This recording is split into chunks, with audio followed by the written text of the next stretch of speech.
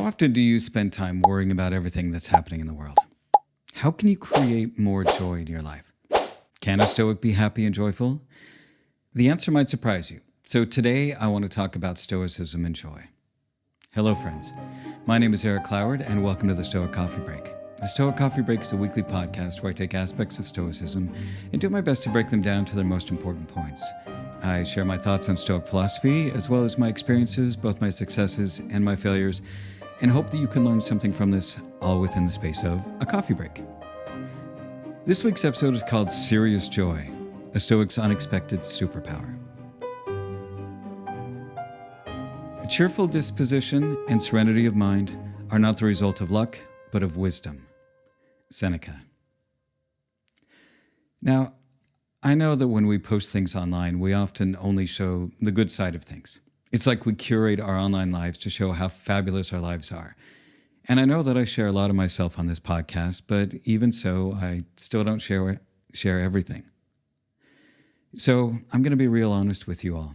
The last few weeks have been really hard. I found myself in some pretty dark moods because of the political chaos going on, worries over financial struggles with gaining traction with my business, and a long string of gray days here in Amsterdam. And while I struggle sometimes with anxiety, I'm not usually prone to depression. But a few weeks ago, I had a few days where I felt straight up depressed. And I really understood what others have explained when they talk about a deep depression and what that feels like. I had absolutely no motivation to do anything, and I felt physically run down. I even spent one weekend just binging on Netflix because I had no energy for anything else. Now, it's taken me a few weeks to get back to my usual place where I feel like my energy is at its normal level and mentally being in a better place. And I'm not sure if it's just been all this worry and anxiety about everything, or if it's like one friend suggested that maybe I was suffering from burnout.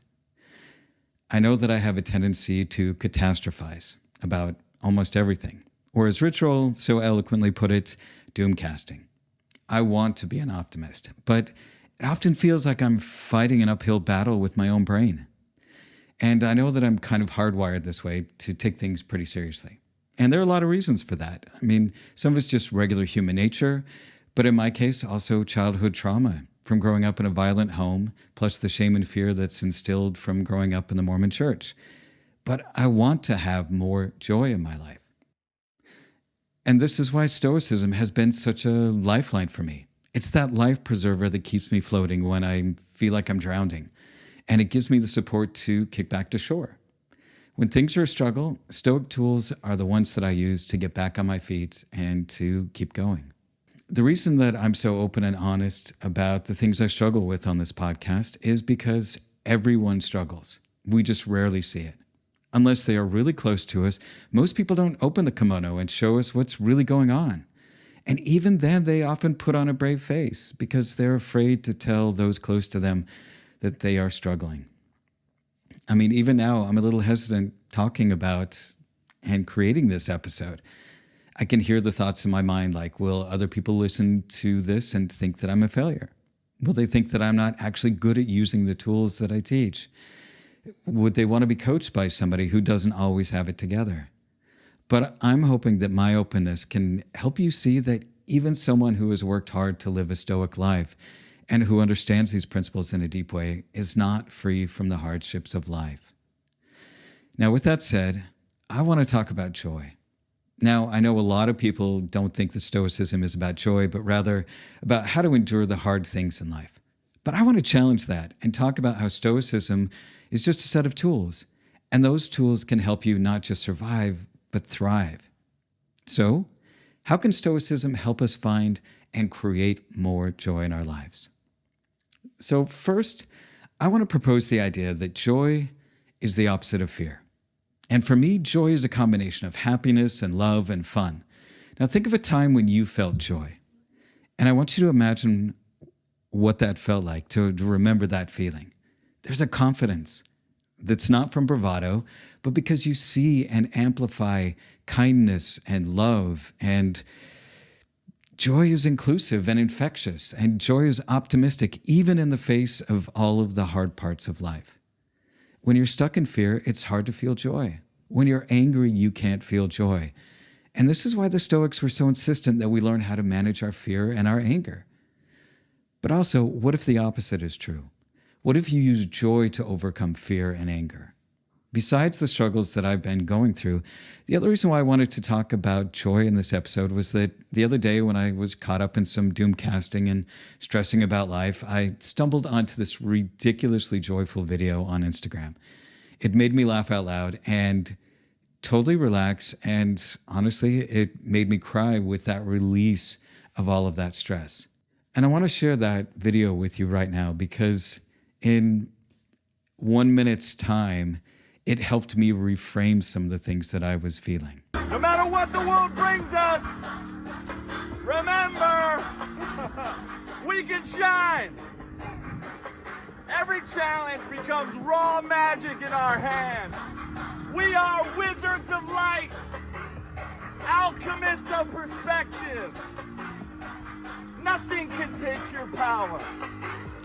You choose to see this universe, this dimension, as a grand unfolding of wonder. You came here with the ability to transmute any struggle, any problem, into this golden fucking light. Now, that video just elevated me. His sheer joy at the wondrousness of life is absolutely infectious. And it reminded me of how I take things too seriously and that I need to work on not just surviving or enduring, but finding and creating joy. Now, when I find myself getting too seriously, I've been taking breaks, and rather than doom scrolling, I start joy scrolling. I find videos like this or stories that talk about the joy of life to remind me to see the great things in life and to practice gratitude for the simple fact that I'm still alive. The next thing I want to talk about is perspective. Now, one of the most important ideas in Stoicism is that we have control over our perspectives. We can literally choose how we want to interpret something. We can decide to be offended by what others say or that the thing that is happening to us is terrible. We hold on so tightly to all the stresses of our lives, and we worry about things to come or things that have happened in the past. But Epictetus reminds us, men are not disturbed by things, but by the view they take of them. Now, this isn't saying that things aren't challenging or at times physically painful, but it does mean that much of our suffering comes from our minds, and that we are the ones that cause a great deal of our mental pain. And by understanding this simple idea and working to be aware of our perspectives and reframing how we view something, we can reduce our own mental suffering.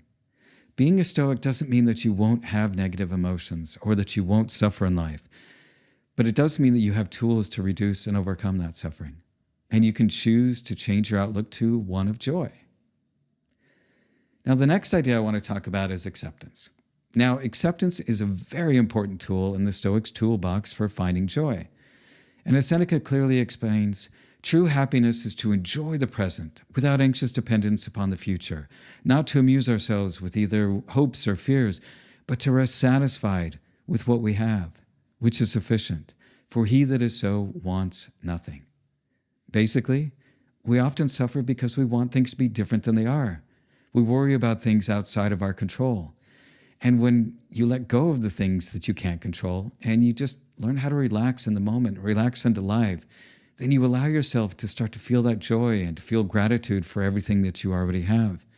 And this is why the Stoic idea of amor fati is so important, that we learn to love our fate. We don't just accept everything that happens or go along with it, but we learn to love everything that happens. And to me, amor fati is the ultimate form of gratitude. So the next idea I want to talk about are impressions. And the Stoics understood that while you need to be aware of what's going on in your mind and manage your thinking and perspectives, you also need to be careful about what you expose yourself to. If you're constantly exposing yourself to negative things, then that's what you're going to be focused on. As Marcus Aurelius reminds us, your mind will take the shape of what you frequently hold in thought, for the human spirit is colored by such impressions. It's kind of like the old adage, you are what you eat. But in the modern era, we could say you are what you consume, meaning if you're constantly watching and reading content that is about outrage and anger and things to be afraid of, then that's what you're going to be constantly thinking about. With a steady diet of negativity, you begin to develop a negative outlook and color everything through that lens. It becomes garbage in, garbage out. This also holds true for the kind of people that we spend time with. As Seneca reminds us, associate with people who are likely to improve you. And this stands for people in real life as well as people online. The ideas and attitudes and perspectives of others influence us in direct and subtle ways. And the more you spend time with others, the more you begin to adopt their ways of thinking. Now, there's nothing wrong with this, but you need to be discerning about what perspectives you take on. Make sure that you surround yourself with those that hold your values and support you in living your best life and becoming a better person. Now, the last thing I want to talk about is gratitude. So the Stoics taught that gratitude for what you have is so important to a happy life. They believed that gratitude was a natural part of being a human being. In fact, Seneca says, "Nature ordains that I must act as a grateful person. I will show gratitude not as a mere obligation, but as a delight." I mean, I love that it's a delight to show gratitude, and that gratitude helps reinforce that delight. And Marcus Aurelius reminds us, "Do not indulge in dreams of having what you have not, but reckon up the chief of the blessings you do possess, and then thankfully remember how you would crave them if they were not yours." I mean, think about that. What if you took the time to imagine what it would be like if you didn't have all of the things in your life that you currently have? This kind of negative visualizations helps you to see what you already have so that you can be grateful for it. So in conclusion, I want to take a moment and I want you to just think about how amazing it is to be alive. That there are trees and birds and lakes and the sky, and that we're on a blue planet floating around the vast expanse of space with a glorious sun that brings us warmth and light. Think of all the wonder of all the time before your birth, all of the billions of years and the changes and the explosions and the planets being formed that had to happen to make you exactly who you are, and that you get to experience this life right now, and that you are listening to my voice that was transmitted from Amsterdam to tell you how amazing life is. So when life feels hard and you're struggling, remember that you get to create the kind of life you want. You get to choose if you see life through the lens of joy. You get to make choices and take actions to create joy in this world and to make the kind of life you want and the kind of world that you want. In short, be the joy. And that's the end of this week's Stoic Coffee Break. As always, be kind to yourself, be kind to others, and thanks for listening. Also, just want to let you know that my book, Stoicism 101, is available for sale. You can find the links at my website at stoic.coffee. You'll find it right there on the front page. You can also join my community while you're there. And there's a little yellow banner on top of that. And lastly, if you have any comments or questions about this episode or anything in general, honestly, or about Stoicism or any topics you'd like me to discuss, go ahead and leave them in the comments if you're watching this on YouTube or in the comments if you're listening to it on Spotify. Thanks again for listening.